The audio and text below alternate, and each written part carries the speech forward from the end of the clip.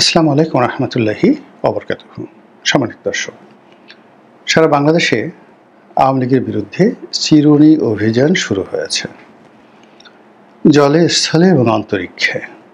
অবস্থার দৃষ্টিতে মনে হচ্ছে ডক্টর মোহাম্মদ ইউনূসের এই সরকার এই প্রথমবার সেনাবাহিনী, পুলিশ এবং অন্যান্য আইনশৃঙ্খলা রক্ষাকারী বাহিনী সম্মিলিতভাবে চেষ্টা করছে আওয়ামী লীগের যারা মিছিল করছে তাদেরকে ধরার জন্য, এবং দেশের মধ্য থেকে যারা এই সকল কর্মকাণ্ড, আওয়ামী লীগের যে রাজনৈতিক কর্মকাণ্ড অর্গানাইজ করছে তাদেরকে পাকড়াও করার জন্য। এবং ইতিমধ্যে আপনারা জানেন যে গত কয়েকদিনে কয়েক হাজার নেতাকর্মীর যে মিছিল করার যে চেষ্টা, সেখান থেকে বহু সংখ্যক আওয়ামী লীগের নেতাকর্মীকে গ্রেপ্তার করা হয়েছে। এর মধ্যে উল্লেখযোগ্য নেতা হিসেবে একজন সংসদ সদস্য, সাবেক সংসদ সদস্য, তাকে গ্রেপ্তার করা হয়েছে। এবং অন্যান্য যারা রয়েছেন বাংলাদেশে, পৌরসভার মেয়র, উপজেলা চেয়ারম্যান, ভাইস চেয়ারম্যান, পাইকারি হারে তাদেরকে গ্রেপ্তার করা হচ্ছে। আপনারা জানেন যে জেলখানা এখন আওয়ামী লীগের লোকজনে পরিপূর্ণ। এমনকি আওয়ামী লীগের যে সকল মহিলা নেত্রী রয়েছে তাদের সংখ্যা যে কত আমি এটা বলতে পারবো না, তবে বিভিন্ন কারাগারগুলোতে যে মহিলা সেল রয়েছে সেখানে আওয়ামী লীগের মহিলা নেতৃত্বের দ্বারা বা কর্মীদের দ্বারা পরিপূর্ণ হয়ে গেছে। অভিযোগ আসছে যে জেলখানাতে মহিলা যারা বন্দী রয়েছে তারা আনহ্যাপি, সেখানে অনেকে মিছিল করছেন পজিটিভ অর্থে, আমরা যেটা জানতে পারছি। আর নেতিবাচক কথা হলো যে তাদেরকে জুলুম করা হচ্ছে, নির্যাতন করা হচ্ছে। কেন করা হচ্ছে, কী কারণ করা হচ্ছে, এই ব্যাপারে কারা কর্তৃপক্ষ কোনো বক্তব্য দেয়নি। তবে এখানে একজন মহিলা জেলারের নাম স্পষ্টত চলে আসছে। এরকম ভীতি ছড়িয়ে পড়েছে, আওয়ামী লীগের নেতাকর্মীদের মধ্যে ভীতি ছড়িয়ে পড়েছে যারা দুর্বল চিত্তের। আর অন্যদিকে এই ধরনের জুলুম এবং অত্যাচারে যেটা হয়, আওয়ামী লীগের যারা সাহসী মানুষ তারা আরও বেপরোয়া হয়ে পড়েছে। এবং তাদের মধ্যে এক ধরনের যাকে বলা হয় বন্ড তৈরি হয়ে গেছে, যে দেয়ালে পিঠ থেকে গেছে, আর কি হবে, জেলে নিবে, মেরে ফেলবে, গুম করবে। কিন্তু আমরা এখন যেভাবে পালিয়ে আছি, যেভাবে বাড়ি যেতে পারছি না, তো সেখানে ধরে নিয়ে যাক, অসুবিধা নেই, কিন্তু লড়াই করব। তো এর ফলে কি হলো, আওয়ামী লীগের মিছিলগুলো ক্রমশ ঝটিকা মিছিল থেকে এটা বাড়তে বাড়তে বাড়তে বাড়তে এখন এটা রীতিমতো রেগুলার মিছিল, নিয়মিত মিছিল হয়ে পড়েছে। এবং এদের মধ্যে ভয় ডর কিছু নেই। তারা হুটহাট করে রাজধানীর ব্যস্ততম এলাকাতে মিছিল করছে, পুলিশের সামনে মিছিল করছে, তারপরে পুলিশের গাড়িকে ঘেরাও করে মিছিল করছে। এবং পুলিশ কোনো অ্যাকশনে যেতে পারছে না। এই কারণ হলো যে একটা গাড়িতে যদি 6-7 জন পুলিশ থাকে আর মিছিলকারী যদি 1000 হয়, পুলিশের সেখানে আসলে কিছু করার থাকে না। উল্টো পুলিশের মনে একটা আতঙ্ক তৈরি হয় যে এরা যদি আমাদের প্রতি আক্রমণ করে, আমাদের অস্ত্র ছিনিয়ে নেয়, কি করার আছে। এর কারণ হলো এই পুলিশ তো কিছুদিন আগে যেভাবে নির্মমতার শিকার হয়েছে এবং যেভাবে তাদেরকে মারা হয়েছে, যেভাবে তাদের অস্ত্র গোলাবারুদ লুট করা হয়েছে, সেগুলোতে এখন উদ্ধার করা হয়নি। তো কাজেই পুলিশের মধ্যে একটা আতঙ্ক রয়েছে। দ্বিতীয়ত, যে চিরুনি অভিযানটা চালানোর জন্য যেটা দেখলাম যে সরকার এতটা দৃঢ় প্রতিজ্ঞ যে এখানে যদি কোনো এলাকাতে আওয়ামী লীগের মিছিল হয়, ছাত্রলীগের মিছিল হয়, তাহলে সেই এলাকার যে ওসি, থানার যে ভারপ্রাপ্ত কর্মকর্তা, তাকে প্রত্যাহার করা হবে। সরকার এটা কঠোরতা দেখাচ্ছে বা হুকুম দিচ্ছে, কিন্তু এটার ফলাফল ভালো হবে না। এর কারণ হলো যে এখন যারা ওসি রয়েছেন তারা চেষ্টা করলেও ঢাকার কোনো এলাকা বা বিশাল, ধরুন একটা থানাতে বিশাল এলাকা, একটা থানায় কজন পুলিশ থাকে, তার পক্ষে, ওসির পক্ষে কোনো অবস্থাতে একটা থানার মধ্যে যে মিছিল হবে দিনে বা রাতে, এটা পুলিশের পক্ষে নিয়ন্ত্রণ করা সম্ভব নয়, এমনকি অ্যাকশন নেওয়া সম্ভব নয়। এমন অনেক এলাকা রয়েছে যে এলাকা টিল নাও আওয়ামী লীগের বাইরে অন্য কোনো নাম সেখানে নেওয়া যায় না, এবং সেখানে বিএনপি, জামাতের যারা লোকজন আছে তাদের নামই জানে না। আমি জাস্ট নিজের একটা প্র্যাকটিক্যাল এক্সপিরিয়েন্স বলি, যেটা নিয়ে আমি লেখা লিখব। সেটা হলো, আমি কয়েকদিন আগে এই টাঙ্গাইলের সখীপুরের একটা রিসোর্টে বেরিয়ে আসলাম। একেবারে প্রত্যন্ত বনের মধ্যে একটা এলাকা, আওয়ামী লীগ প্রধান। অসংখ্য মানুষের সঙ্গে কথা হলো, সাধারণ আমজনতা। তো তারা রাজনীতির ব্যাপারে ওয়াকিফাল, কিন্তু তাদেরকে যদি জিজ্ঞেস করলাম যে আওয়ামী লীগের ভবিষ্যৎ কি, তো তারা বলে আওয়ামী লীগের ভবিষ্যৎ কি, আমরা তো আওয়ামী লীগই করি, ভালো কথা। তারপরে বিএনপি এখানে কারা কারা করে, বলে না এখানে কেউ বিএনপি করে না, আগামীতে বিএনপির প্রার্থী হবে কে। তো বললো যে আমরা তো জানি না, শুনছি বাসাইল থেকে, মানে সখীপুর না, বাসাইল থেকে কেউ একজন হবে, এরকম কথাবার্তা। তো এইরকম এলাকাতে আপনি পুলিশ দিয়ে কী করবেন? এবং ওই যে মানে বনের মধ্যে, মানে মাইলের পর মাইল, শত শত নয় হাজার হাজার একর বনভূমির মধ্যে দেখা গেল যে পরিবারগুলো বসবাস করছে বিচ্ছিন্নভাবে, তারা আওয়ামী লীগ করে।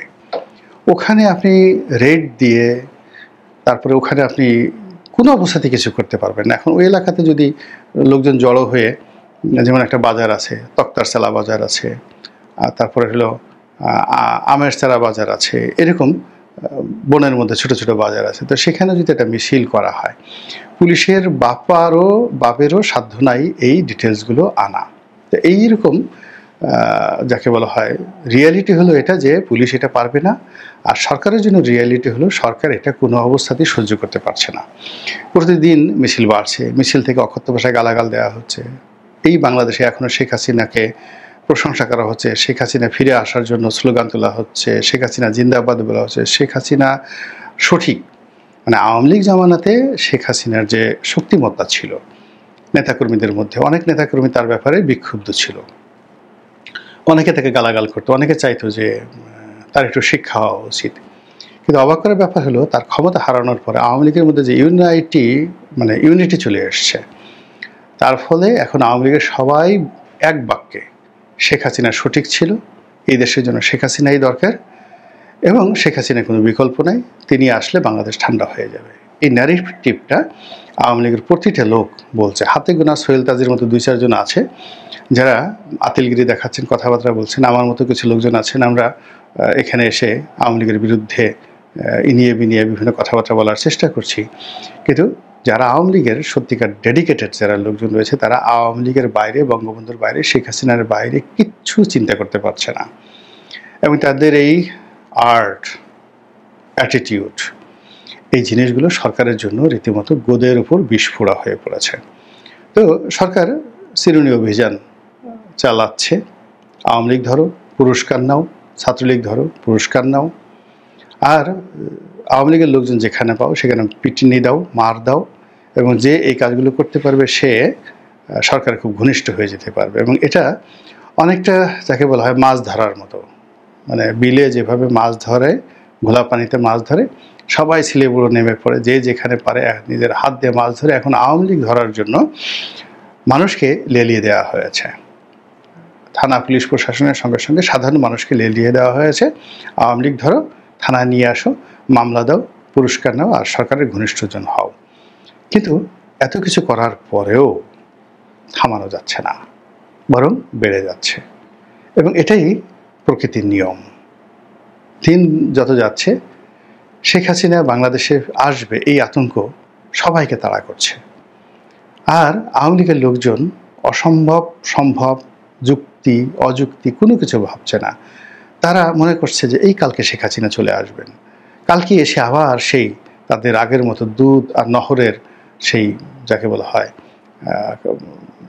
মানে দুধ আর নহর তৈরি করে, দুধের নহর, মধুর নহর তৈরি করে ফেলবে না, আপনারা সেখান থেকে দুধ আর মধু খাবেন, কোনো পরিশ্রম করতে হবে না।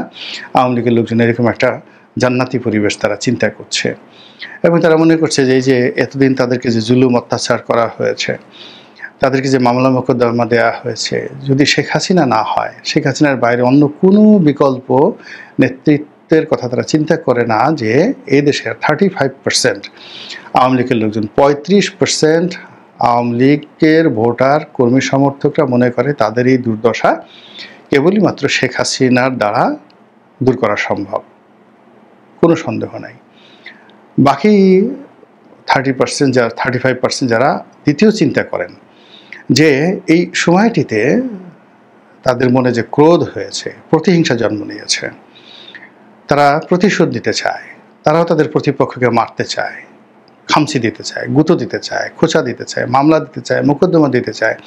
যেভাবে তাদেরকে বাড়ি ছাড়া করা হয়েছে তারাও তাদেরকে বাড়ি ছাড়া করতে চায়। এই যে তাদের যে জিঘাংসা, এই যে তাদের যে প্রতিশোধ পরায়ণতা, এই জিনিসটি কেবলই মাত্র শেখ হাসিনার জামানাতে এটা সম্ভব। যদি এখানে জয় আসে, পুতুল আসে, বলবে ভালো মানুষ, ভদ্রলোক মানুষ, এরা আমাদেরকে এই কাজগুলো করতে দেবে না।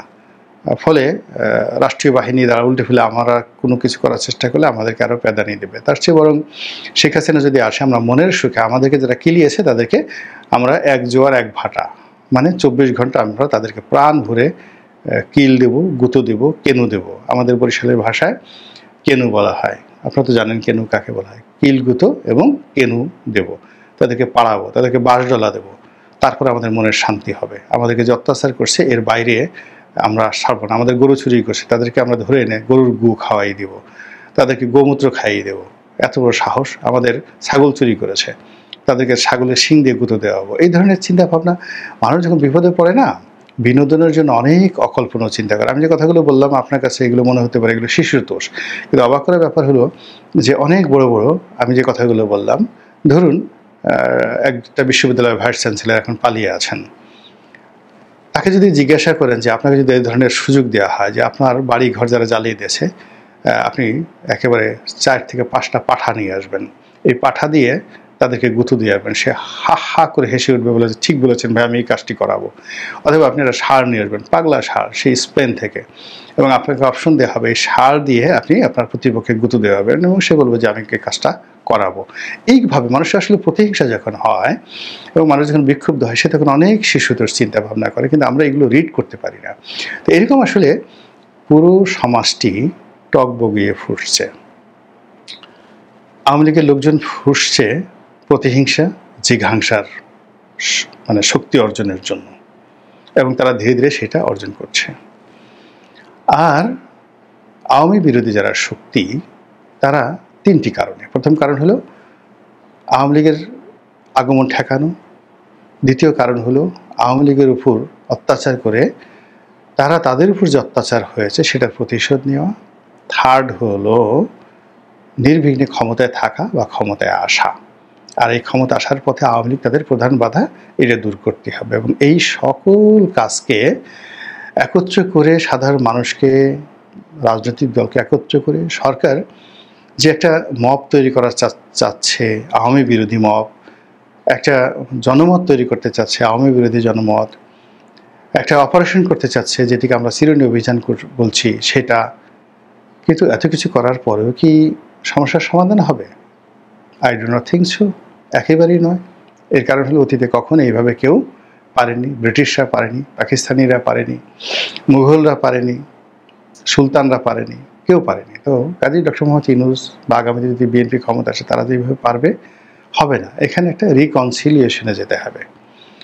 সম্রাট আকবরের মতো মানুষ বহু বছর যুদ্ধ করেছে নিশাখার বিরুদ্ধে, শেষ পর্যন্ত তাকে রিকনসিলিয়েশনে যেতে হয়েছে।